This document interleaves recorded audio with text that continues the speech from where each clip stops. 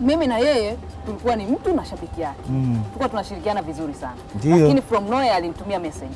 Akaniambia, "Kari, from now sitaki tena uwe shabiki yangu kwa sababu nikiwa karibu na wewe naonekana kama mimi ndo nakutuma unaposti maumbea wasanii." Nikamwambia, "Kaka, mimi nimeanza kufanya umbea kabla yako wewe. Kwa nini uonekane wewe ndo unanituma?" Alikwambia bisa live? Live alinichana live message hivi barua. Nikasema, "Bro, family life." Family life. Haya ni maisha tu. Mimi nitaendelea na wewe utaendelea. Wenzako wanatafuta watu kuwashabikia yeye na akataa. Yani, afu hivi iko kwa wasanii wengi. Msanii unamfuata unamuomba interview.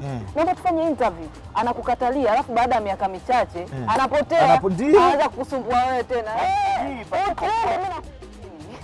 Asipokuwa midomoni mwaombea, huwezi kutrendi. Basi tukaenda kila mtu akaenda kivyake. Alafu kinachoniuma zaidi, watoto karibu anatuambia bwana anasema dada yetu Miss Tanzania amemloga na rafiki yake Luludiva. Sasa anasema kwani Wema anaweza kumloga Idris akaacha kumloga Diamond? Subiri kwanza. Kwanza yule Luludiva si ndugu yake anasema. Ndugu yake kabisa. Sasa amloge kwa. Alafu hamna mtu anampambania Idris kama Luludiva kwa sasa hivi.